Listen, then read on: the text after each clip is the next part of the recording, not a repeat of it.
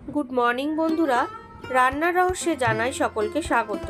আর একই স্বাদের রেসিপি প্রতিদিন নয়, হাজারেরও বেশি নতুনত্ব স্বাদের রেসিপি নিয়ে চলে এসেছি রান্নার রহস্যে।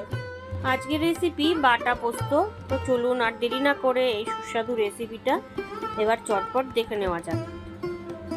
আজকে আপনাদের সাথে বাটা পোস্ত রেসিপিটা শেয়ার করে নিচ্ছি। তার জন্য ফ্রেশ টু হোম থেকে আমি 500 গ্রাম বাটা মাছ অর্ডার করেছিলাম, সেটা আজকে সকালেই দিয়ে গেল। তো বেসিক্যালি আমাদের এখানে কিন্তু বাটা মাছটা পাওয়া যায় না, অনলি অনলাইনে বা ফ্রেশ টু হোমে যদি থাকে বা আসে তাহলেই কিন্তু আমরা পাই। তো দেখুন মোটামুটি ফ্রেশ বাটা মাছই আমি পেয়েছি। তো মাছগুলো এবার কেটে বেছে পরিষ্কার করে নেব। তো রেসিপিটা রেডি করার জন্য আমি এখানে 500 গ্রাম বাটা মাছ কেটে বেছে পরিষ্কার করে রেখে দিয়েছি। আর নিয়ে নিয়েছি পোস্ত, আর তার পাশাপাশি নিয়েছি ঘরে পাতা, টক দই, আর মশলার মধ্যে নিয়েছি শুকনো লঙ্কার গুঁড়ো, কালো জিরে, হলুদ গুঁড়ো, কাঁচা লঙ্কা, কাশ্মীরি রেড চিলি পাউডার, ধনে পাতা, আর রান্নাটা করব সর্ষের তেলে। তো প্রথমে এই মাছগুলোর মধ্যে আমি লবণ, হলুদ, শুকনো লঙ্কার গুঁড়ো দিয়ে দেবো পরিমাণ অনুযায়ী। দিয়ে মাছগুলোকে আমি ম্যারিনেট করে নেব।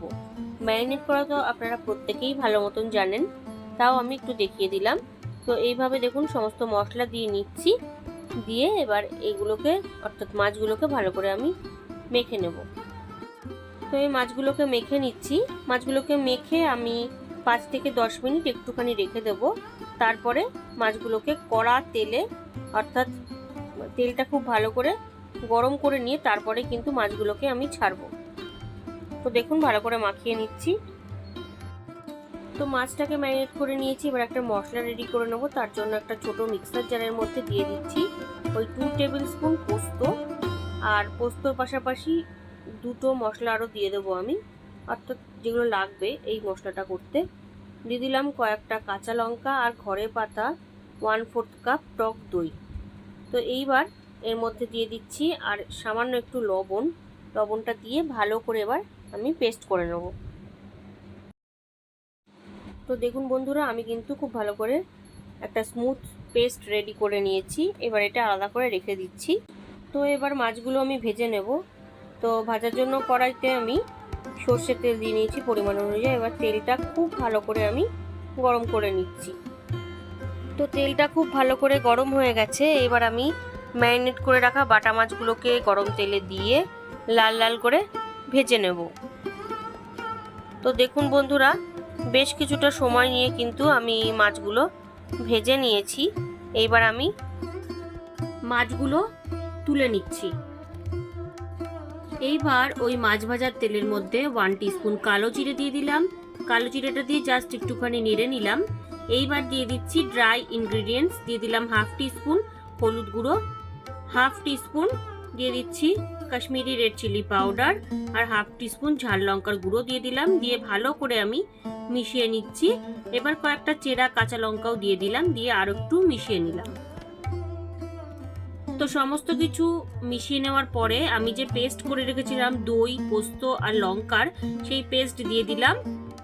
পেস্টটাকে একটুখানি জাস্ট আমি মিশিয়ে নেব। তারপরে মশলার বাটি ধোয়া জল কিছুটা অ্যাড করে দেব।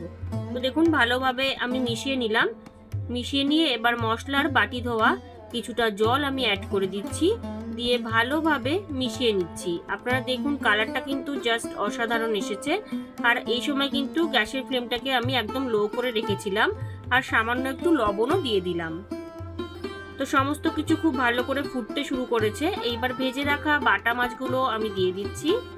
বাটা মাছগুলো দিয়ে আমি কিন্তু খুব একটা নাড়বো না, জাস্ট আলতো হাতে একটুখানি নেড়ে নেব।